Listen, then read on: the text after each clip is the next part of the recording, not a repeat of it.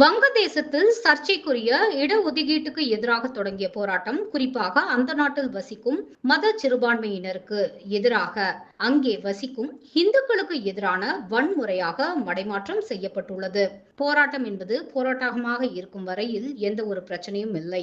ஆனால் போராட்டம் இங்கே வன்முறையாக உருமாறி உள்ளது. சர்ச்சைக்குரிய இடஒதுக்கீட்டுக்கு எதிரான போராட்டத்தில் கொல்லப்பட்ட மாணவர்களுக்கு நீதி வேண்டும், பிரதமர் ஷேக் ஹசீனா பதவி விலக வேண்டும் என்ற கோரிக்கையுடன் கடந்த ஞாயிற்றுக்கிழமை தீவிரமான இந்த போராட்டம் அதன் பிரதான கோரிக்கையான ஷேக் ஹசீனா பதவி விலகி நாட்டை விட்டு வெளியேறிய பிறகும் முடிவுக்கு வந்தபாடில்லை. மாறாக போராட்டம் என்பது வன்முறையாக உருமாற்றம் செய்யப்பட்டுள்ளது.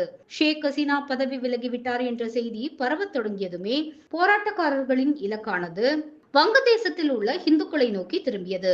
குறிப்பாக திங்கட்கிழமை மாலை தொடங்கி செவ்வாய்க்கிழமை நடு இரவுக்குள் இந்துக்கள் அதிகம் உள்ள கடைகள், வர்த்தக மையங்கள், வீடுகள், கோவில்கள் என திட்டமிட்ட ரீதியில் தாக்குதலுக்கு உள்ளாகின. இந்துக்களின் வீடுகளும் வர்த்தக மையங்களும் துப்பாக்கி முனையில் அடித்து நொறுக்கப்பட்டு இந்துக்களின் நகைகள், பணம், வீட்டு உபயோகப் பொருட்கள் கொள்ளையடிக்கப்பட்டு இந்துக்கள் வீடு தீக்கிரையாக்கப்பட்டதாக தெரிகிறது. இந்து பெண்களும் சிறுமிகளும் போராட்டக்காரர்களால் கடத்தி செல்லப்பட்டு அவர்களை விடுவிக்க பணம் கேட்டு மிரட்டும் சம்பவங்களும் அங்கே அரங்கேறி வருகிறது. நம்முடைய அண்டை நாடுகளில் முஸ்லிம் தேசங்களாக இருக்கும் ஆப்கானிஸ்தான், பாகிஸ்தான் மற்றும் வங்கதேசம் மூன்றுமே ஒரு காலத்தில் இந்திய தேசத்தின் ஒருங்கிணைந்த பகுதிகளாக இருந்தவை.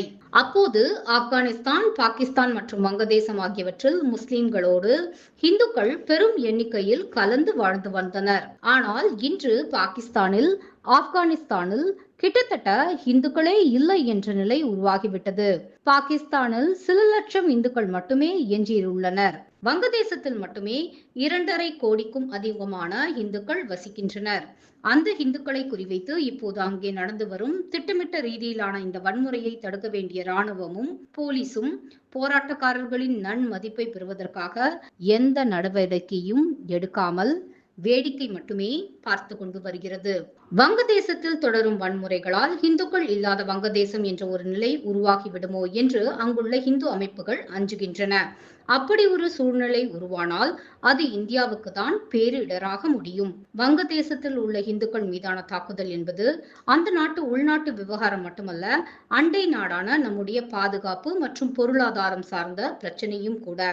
அதனால் இந்த விவகாரத்தில் இந்தியா தலையிட்டு நம்மையும் நம்முடைய வாழ்வாதாரத்தையும் காப்பாற்ற வேண்டும் என்று வங்கதேச இந்துக்கள் எதிர்பார்க்கின்றனர். வெறுமனே நிலையை உன்னிப்பாக கவனித்துக் கொண்டிருக்கிறோம், நம்முடன் தொடர்பில் உள்ள வங்கதேச அரசியல் கட்சிகளுடன் பேசிக் கொண்டிருக்கிறோம் என்று சொல்லிக் கொண்டிராமல் இந்தியா நேரடியாக தலையிட வேண்டிய நேரம் இது.